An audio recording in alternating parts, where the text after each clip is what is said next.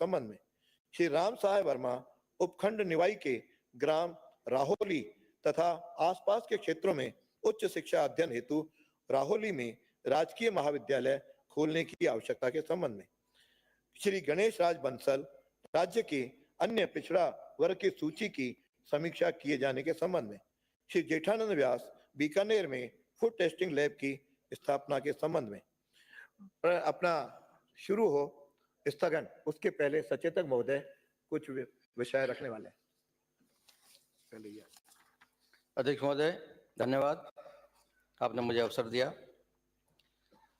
मैं एक विशेषाधिकार हनन का प्रस्ताव सदन में प्रस्तुत करना चाह रहा हूं।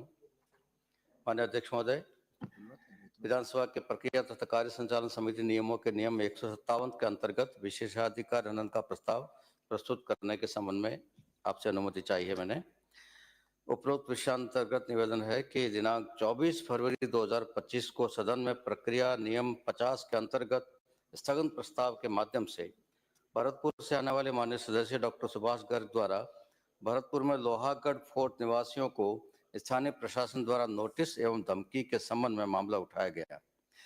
यहाँ यह उल्लेखनीय है कि भरतपुर से आने वाले माननीय सदस्य द्वारा उठाए गए मामले में उनके द्वारा तथ्यों को तोड़ मरोड़ कर प्रस्तुत किया गया है, जो कि निराधार एवं असत्य है, क्योंकि भरतपुर में लोहागढ़ किले के अंदर जो लोग निवास कर रहे हैं उनको सड़कें चौड़ी करने के नाम पर जिला प्रशासन द्वारा किसी भी प्रकार के नोटिस जारी नहीं किए गए हैं। सत्यता यह है कि नगर निगम भरतपुर द्वारा केवल रेड क्रॉस सर्कल से गोवर्धन गेट तक अतिक्रमण हटाने के लिए 22 नोटिस जारी किए गए हैं, जो कि लोहागढ़ किले के अंदर के निवासियों के नहीं है। उपरोक्त कथन के संबंध में उल्लेख है कि भरतपुर से आने वाले माननीय सदस्य डॉक्टर सुभाष गर्ग द्वारा सदन में असत्य और भ्रामक तथ्य प्रस्तुत किए गए, जिससे उनके द्वारा प्रदेश सरकार की छवि को धूमिल करने की जानबूझकर चेष्टा की गई। साथ ही सदन में अपने संवैधानिक विशेषाधिकारों का दुरुपयोग कर असत्य वक्तव्य प्रस्तुत कर सदन को गुमराह करने की चेष्टा की गई है, जिससे सदन की अवमानना हुई है और यह विशेषाधिकार हनन की श्रेणी में आता है।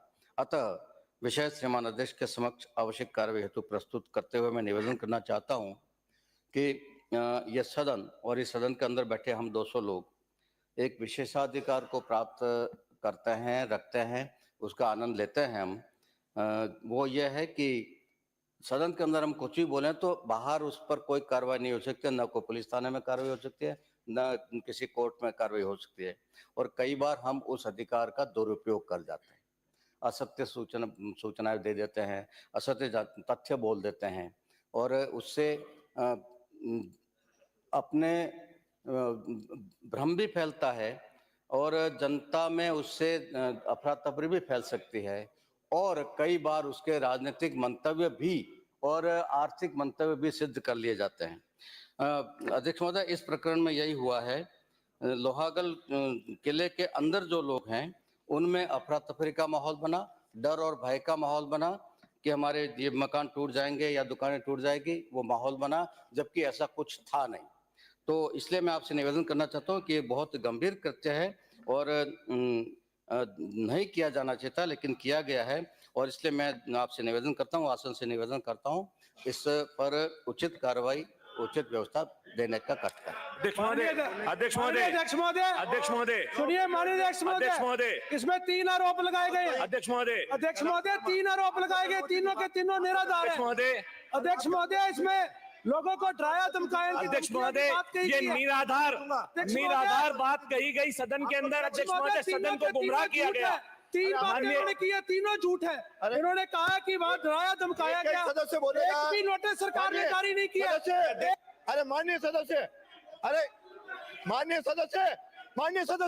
एक सदस्य मैंने कैलाश वर्मा का नाम पुकारा है, फिर इधर से पुकारूंगा, आपका ही पुकारूंगा। माननीय अध्यक्ष महोदय, आपको ही पुकारूंगा, अवसर दूंगा। सरकारी मुख्य सचेतक महोदय द्वारा जो बात सदन के अंदर रखी गई, मामला बिल्कुल गंभीर है। जिस तरीके से भरतपुर से आने वाले माननीय सदस्य ने नियम 50 के अंतर्गत जो यहां पे बात प्रस्तुत की, वो ये बात बिल्कुल सही है कि जानबूझ के एसआई तथ्यों को छिपा के प्रस्तुतिकरण किया गया। प्रसंगत मामले में उक्त तीनों बिंदु पहलू साबित हो रहे हैं। सुभाष गर्ग माननीय सदस्य, वरिष्ठ सदस्य हैं, सरकार के अंदर मंत्री भी रह चुके हैं, मगर उनके द्वारा ज्यादा 2-2 मिनट उनके द्वारा बोलना, 2-2 मिनट 24 फरवरी 2025 के संबंध में जो मामला प्रस्तुत किया, तीन लोग बोले, इसको ध्यान आकर्षण के माध्यम से भी लगाया गया माननीय अध्यक्ष महोदय, मगर पहले स्थगन आया। विषय की गंभीरता को ध्यान में रखते हुए आसन ने उन्हें 24 फरवरी 2025 को 2 मिनट बोलने की अनुमति दी। अनुमति इसलिए दी कि मामला गंभीर है, मगर माननीय सदस्य ने जिस तरीके से इस मामले को तोड़ मरोड़ के, जानबूझ के स्थानीय लोगों के अंदर बेवाप्त करने के लिए और अखबारों के अंदर झूठी सुर्खियां बटोरने के लिए वहां के स्थानीय लोगों के अंदर जो बेवाप्त हुआ है, मैं इस मामले की निंदा करता हूं और माननीय अध्यक्ष महोदय आपसे संरक्षण चाहता हूं कि इस मामले के अंदर कठोर और गंभीर कार्रवाई करते हुए इसके अंदर व्यवस्था प्रदान की जाए। बैठे।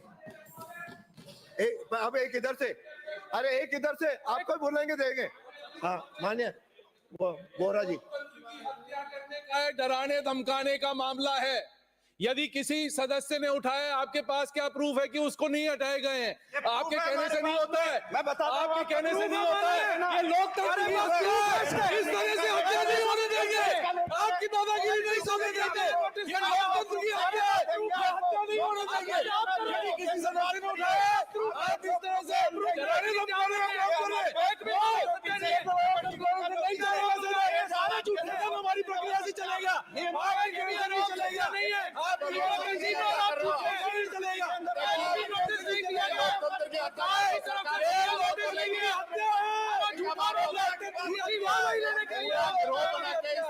सरकार का कोई नोटिस दोनों नहीं चलेगा। झूठा मामला कार्रवाई होनी चाहिए। बीजेपी वाले हम झूठा मामला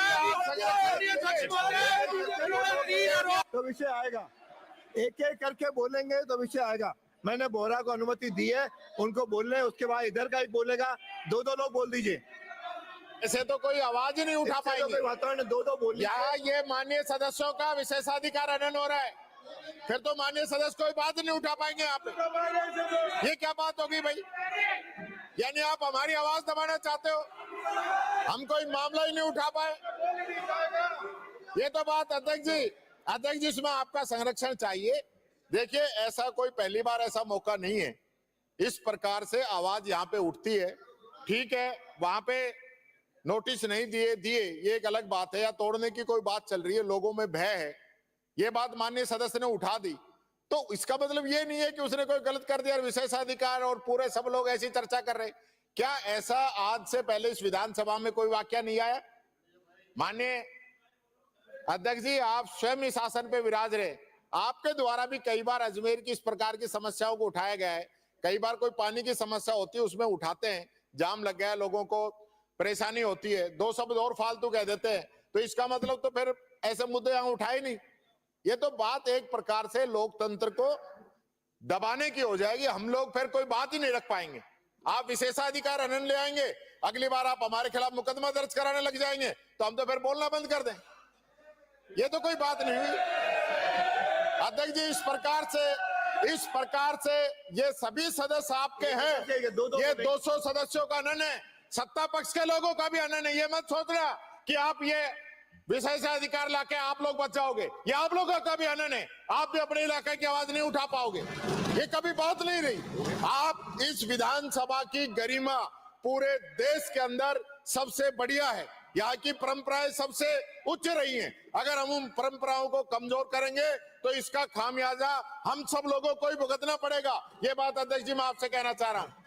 माननीय अध्यक्ष महोदय, जो अभी प्रतिपक्ष के नेता ने जो बात कही, सर आप अब बैठिए। हमने सुना है, जब एक ही बोल रहा है, हमने नेता प्रतिपक्ष को सुना, आप भी सुनने का मादा रखिए। जब आपने बात रखी है, आप लोकतंत्र की दुहाई